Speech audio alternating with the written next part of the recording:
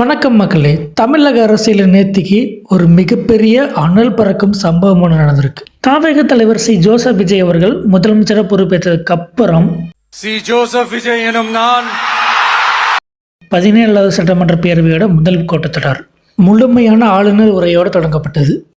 3 வருஷமா ஆளுநர் மாளிகைக்கும் முந்தைய அரசுக்கும் நடந்த சண்டையெல்லாம் நமக்கு தெரியும்.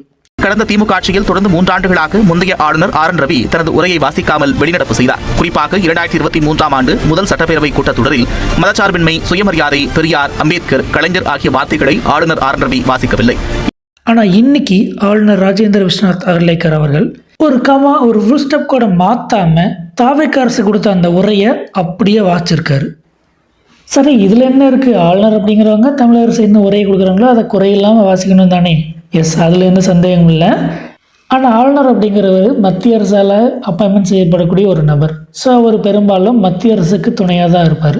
ஸோ அப்படிப்பட்ட நபர் இந்த மாதிரி உரை நிகழ்த்தும் போது அதில் மத்திய அரசுக்கு எதிராகவோ இல்லை நேர்மாறாவோ இருந்து அப்படின்னா அதில் மாற்றங்கள் செய்தோ இல்லை அதை தவிர்த்தோ தான் உரை நிகழ்த்துவார். அப்படி தான் கடந்த காலங்களில் நடந்திருக்கு.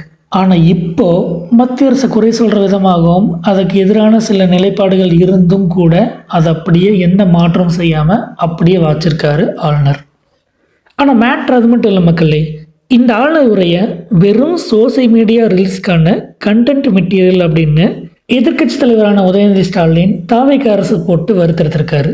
இது மட்டும் இல்லாமல் டிஎம்கே எம்எல்ஏஸ் எல்லாரும் ஒன்றா சேர்ந்து கருப்பு பேட்ஜ் அணிஞ்சு வந்து எதிர்ப்பையும் தெரிவிச்சிருக்காங்க.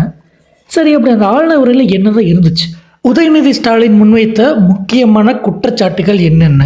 உண்மையிலே தாவேக பாஜக இடையே ரகசிய உடன்பாடு இருக்கா? இப்படி பல கேள்விகள். இது அனைத்தையும் இந்த வீடியோவில் நம்ம டீட்டெயிலாக அனலைஸ் பண்ணி தெரிஞ்சுக்க போகிறோம். வீடியோவை ஸ்கிப் பண்ணாமல் ஃபுல்லாக பாருங்கள். தமிழ்நாட்டோட 17வது சட்டப்பேரவையுடைய முதல் கூட்டத்தொடர் வழக்கமான சம்பிரதாயங்களுடன் முதலில் தமிழ் தாய் வாழ்த்தும், அதன் பிறகு தேசிய கீதம் பாடப்பட்டு நிகழ்ச்சி தொடங்கப்பட்டது. இதையே நான் இங்கே முக்கியமாக குறிப்பிட்றேன் அப்படின்னா, லாஸ்ட் டைம் தளபதி விஜய் சிஎம்மாக பதவி ஏற்கும்போது தமிழ் தாய் வாழ்த்து முதலாக பாடப்படலை அப்படின்ட்டு எதிர்கட்சிகளால் குற்றம் சாட்டப்பட்டது. தாவேக அரசு பிஜேபிக்கு அடிபணிந்துச்சு அப்படின்ற மாதிரிலாம் கூட குற்றச்சாட்டுகளை முன் வச்சாங்க. ஆனால் இப்போது அப்படிலாம் கிடையாது அப்படின்னு அந்த குற்றச்சாட்டுகளில் பொய்யாக்கும் விதமாக தமிழ் தாய் வாழ்த்து முதலாக பாடப்பட்டு நிகழ்ச்சி தொடங்கப்பட்டிருக்கு. அடுத்த ஆளுநர் உரையில் முன்னுரையாக குறிப்பிடப்பட்ட சில முக்கியமான பாயிண்ட்ஸ். ஜனநாயகத்தில் மக்களே நாயர்கள் அப்படின்ற அண்ணாவின் கூற்றை சுட்டிக்காட்டி ஆளுநர் உரை தொடங்கப்பட்டிருக்கு. அடுத்து விஜயால் மட்டுமே தமிழகத்தை ஆள முடியும் என மக்கள் தீர்ப்பளித்துள்ளனர் அப்படின்னு ஆளுநர் குறிப்பிடுறாரு. அதே மாதிரி ஜனநாயகத்தில் பணபலத்தை தாண்டி முதலமைச்சராக விஜய் வெற்றி பெற்றுள்ளார் அப்படின்னு குறிப்பிடுறாரு. அதே மாதிரி 1977 எம்ஜிஆர் ஏற்படுத்தின புரட்சியை போல் 2026 விஜய் மிகப்பெரிய ஒரு விசில் புரட்சி ஏற்படுத்தியிருக்காரு அப்படின்ற மாதிரியும் குறிப்பிடுறாரு. அடுத்தது அனைவருக்கும் அனைத்தும் கிடைக்கும் வகையில் விஜய் தலைமையிலான ஆட்சி செயல்படும் அப்படின்னு குறிப்பிடுறாரு. சரி, அனைவருக்கும் அனைத்தும் கிடைக்கும் வகையில் அப்படி என்னென்ன திட்டங்கள் அதில் இருக்குது அப்படின்றத இப்போ நம்ம பார்த்துருவோம்.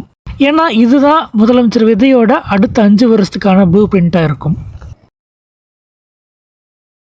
இந்த ஆளுநர் உரையில் இருக்கக்கூடிய விஷயங்கள் ஒரே டாப்பிக்கின் கீழே இருக்கிறது எல்லாத்தையும் வகைப்படுத்தி கொடுத்துருக்கோம். முதலாவதாக கல்விக் கொள்கை. தமிழ்நாட்டில் இருமொழிக் கொள்கை தான் பின்பற்றப்படும் அப்படின்னும் மத்திய அரசின் தேசிய கல்விக் கொள்கையான NEP-யை ஏற்க முடியாது அப்படின்னும் தெளிவாக சொல்லியிருக்காங்க. அதோட கல்வியை மீண்டும் மாநில பட்டியலுக்கு கொண்டு வரவும் மத்திய அரசு 3000 கோடி ரூபாய் கல்வி நிதியை வழங்காமல் நிறுத்தி வைத்திருப்பது கண்டனத்துக்குரியது என்றும் அதை உடனடியாக விடுவிக்க வேண்டும் என்றும் வலியுறுத்தியிருக்காங்க. மேலும் கல்வித்துறையில் காலியாக உள்ள பணியிடங்களை விரைவாக நிரப்ப நடவடிக்கை எடுக்கப்படும் அப்படின்னு சொல்லியிருக்காங்க. அடுத்தது சட்ட ஒழுங்கு. தமிழகத்தின் ஒவ்வொரு மாவட்டத்திலும் சிறப்பு போதைப்பொருள் தடுப்பு பிரிவு அமைக்கப்படும் என்றும் அறிவிக்கப்பட்டிருக்கு. பள்ளி, கல்லூரி மற்றும் கோவில்களுக்கு அருகில் உள்ள 717 டாஸ்மாக் கடைகள் ஏற்கனவே மூடப்பட்டுள்ளதாகவும் சொல்லியிருக்காங்க. கள்ளச்சந்தை, மது விற்பனை, போதைப்பொருள் விற்பனை, பாலியல் குற்றங்கள் ஆகியவற்றுக்கு எதிரான கடுமையான நடவடிக்கை எடுக்கப்படும் என்றும் உறுதியளிச்சிருக்காங்க. அடுத்ததாக மத்திய அரசின் மக்கள்தொகை கணக்கெடுப்பு முடிந்தவுடன் தமிழ்நாட்டில் சமூக நீதி சர்வே என்ற பெயரில் சாதிவாரி கணக்கெடுப்பு நடத்தப்படும் என்று அறிவிக்கப்பட்டுள்ளது. அது மட்டும் இல்லாமல் தற்போது நடைமுறையில் இருக்கக்கூடிய 69% இடஒதுக்கீட்டை எந்த சூழ்நிலையிலும் பாதுகாப்போம் என்று அரசு உறுதியளித்துள்ளது. லஞ்சம் மற்றும் ஊழலை ஒழிப்பதில் அரசு உறுதியாக இருப்பதாகவும் டாஸ்மாகில் கடந்த ஆட்சி காலத்தில் நடந்த ஊழல் பணம் திரும்ப மீட்கப்படுவதாகவும் தெரிவிக்கப்பட்டுள்ளது. மேலும் கடந்த ஆட்சியின் நிர்வாக சீர்கேடுகளை வெளிக்கொடும் வகையிலான வெள்ளை அறிக்கையை வெளியிட்டுள்ளதையும் குறிப்பிட்டுள்ளது. தமிழ்நாட்டின் நிதிநிலை பற்றியும் ஆளுநர் உரையில் பேசப்பட்டுள்ளது. கடந்த ஆட்சியில் மாநிலத்தின் கடன் 10 லட்சம் கோடியை தாண்டியதால் இன்று ஒவ்வொரு குடிமகன் மீதும் 1 லட்சம் ரூபாய்க்கும் அதிகமான கடன் இருப்பதாக அரசு குற்றம் சாட்டியுள்ளது. அதே நேரத்தில் தமிழ்நாட்டுக்கு மத்திய அரசு வழங்க வேண்டிய நிதியை முழுமையாக பெற தொடர்ந்து நடவடிக்கை எடுக்கப்படும் என்றும் தெரிவிக்கப்பட்டுள்ளது. அடுத்ததாக தமிழகத்தில் புதிய தொழில் கொள்கை விரைவில் அறிமுகப்படுத்தப்படும் என்றும் புதிய தொழில் தொடங்குவதற்கான அனுமதி நடைமுறைகள் எளிமைப்படுத்தப்படும் என்றும் தெரிவிக்கப்பட்டுள்ளது. அதேபோல் அரசு துறைகளில் செயற்கை நுண்ணறிவு AI தொழில்நுட்பத்தை பயன்படுத்தி அரசு சேவைகள் வேகமாகவும் வெளிப்படையாகவும் செயல்படும் வகையில் மாற்றப்படும் என்று தெரிவிக்கப்பட்டுள்ளது. விவசாயிகளுக்காக ரூபாய் 75,000 வரையிலான கூட்டுறவு பயிர்க்கடன் தள்ளுபடி செய்யப்பட்டுள்ளதாகவும் அறிவிக்கப்பட்டுள்ளது. இயற்கை வளக் கொள்ளை மற்றும் கனிம வளக் கொள்ளையை தடுக்க கடுமையான நடவடிக்கைகள் தொடரும் என்றும் நீர்நிலைகள் இருக்கும் மண்டல் மண்ணை விவசாய பயன்பாட்டுக்காக அகற்ற அனுமதி வழங்கப்படும் என்றும் கூறப்பட்டுள்ளது. இந்த உரையில் மத்திய அரசுடனான மாநில உரிமைகள் தொடர்பான பல கோரிக்கைகள் முன்வைக்கப்பட்டுள்ளன. மேகதாது அணை விவகாரத்தில் தமிழ்நாட்டின் சட்ட போராட்டம் தொடரும் என்றும் காவிரி நீரை முழுமையாக பெற தொடர் நடவடிக்கை எடுக்கப்படும் என்றும் கூறப்பட்டுள்ளது. தமிழக மீனவர்கள் பிரச்சினைக்கு நிரந்தர தீர்வு காண மத்திய அரசை வலியுறுத்தியுள்ளது. மேலும் சென்னை உயர்நீதிமன்றத்தில் தமிழை வழக்காடு மொழியாக ஈர்க்கவும் தமிழகத்தில் உச்ச நீதிமன்ற கிளையை அமைக்கவும் கோரிக்கை வைக்கப்பட்டுள்ளது. இந்து சமய அறநிலைத்துறையில் கட்டமைப்பு மாற்றங்கள் கொண்டுவரப்படும் என்றும் கோவில்களின் சொத்துக்கள் கோவில் நலனுக்காக மட்டுமே பயன்படுத்தப்படும் என்றும் உறுதியளிக்கப்பட்டுள்ளது. மேலும் பெண்கள் நலன், குழந்தைகள் நலன் மற்றும் அனைவருக்கும் அனைத்தும் என்ற கொள்கையின் அடிப்படையில் இந்த அரசு செயல்படும் என்றும் ஆளுநர் உரையில் வலியுறுத்தப்பட்டுள்ளது. இவைகளே தமிழக அரசால் வழங்கப்பட்ட ஆளுநர் உரையில் ஆளுநர் முழுமையாக வாசித்தவைகளில் சில முக்கியமான பாயிண்ட்ஸ்.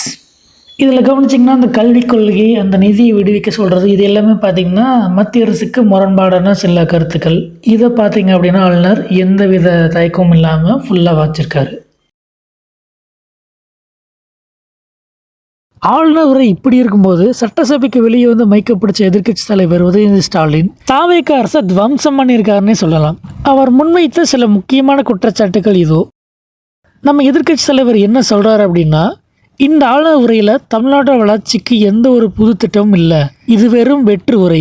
ஆளும் கட்சியினரும் முதலமைச்சரும் தங்களை சோசியல் மீடியாவில் ப்ரொமோட் பண்ணிக்கிறதுக்கும் ரீல்ஸ் போடுறதுக்கும் தேவையான கண்டென்ட் மெட்டீரியல் தான் இந்த உரையில் இருக்குது அப்படின்னு கலாச்சிருக்காரு.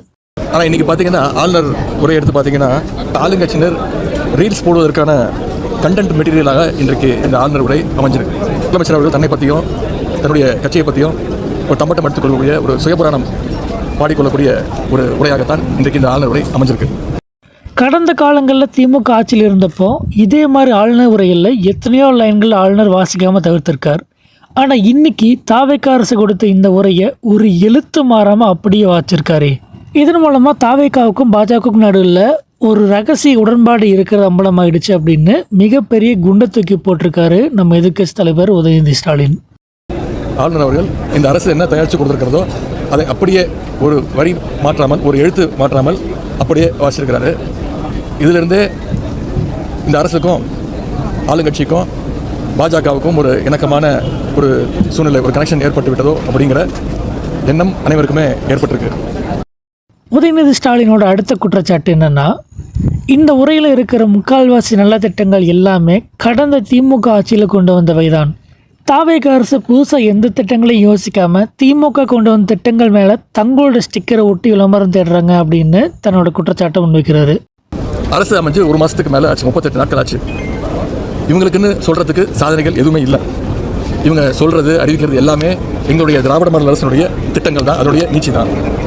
இந்த அரசு வெறும் ஒரு காப்பி பேஸ்ட் அரசாக, ஸ்டிக்கர் அரசாகத்தான் செயல்பட்டு கொண்டு இருக்கிறது.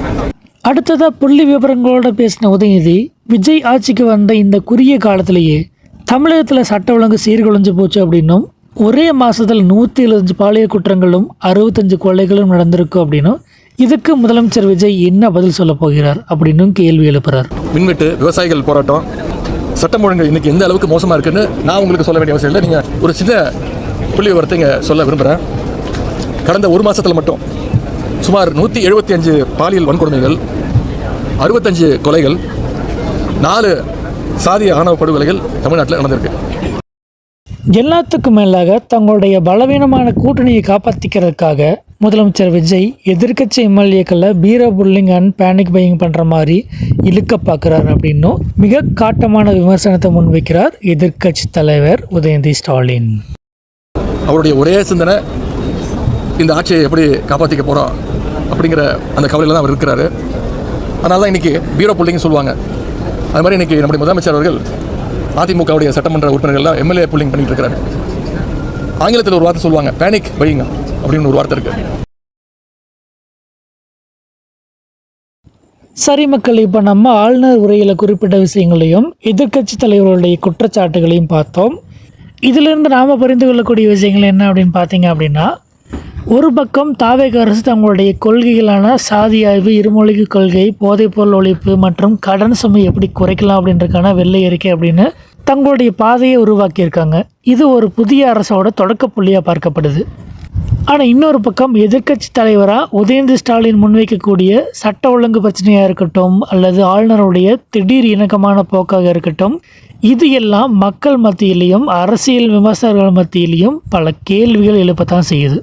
குறிப்பாக தேர்தல் வாக்குறுதிகளை நிறைவேற்றுவதற்கான தெளிவான நிதி ஆதாரம் இந்த உரையில் இல்லை அப்படிங்கிறது ஒரு முக்கியமான குறைபாடாக பார்க்கப்படுது. அதே நேரத்தில் நம்ம இன்னொரு விஷயத்தை நாம் நினைவில் கொள்ளணும். இவங்க இப்போ தான் உள்ளே வந்திருக்காங்க அண்ட் இது முதல் நாள் கூட்டத்தொடர் தான். அடுத்தடுத்த நாட்கள் கூட்டத்தொடர்களில் இவங்க என்ன திட்டம் வச்சுருக்காங்க, என்ன சொல்ல போகிறாங்க அப்படின்றத வச்சு தான் இவர்களின் செயல்பாடுகள் எப்படி இருக்கும் என்பதையும் அது மக்களுக்கு பயனுள்ளதாக இருக்குமா என்பதையும் நாம் தெரிஞ்சுக்க முடியும். ஓகே மக்களே, இதிலிருந்து நான் உங்கள்கிட்ட கேட்க வர்றது என்ன அப்படின்னா, நேற்று நடந்த ஆளுநர் உரை, அதுக்கு எதிர்க்கட்சி தலைவருடைய அதிரடியான விமர்சனம், இதை பற்றி நீங்கள் என்ன நினைக்கிறீங்க?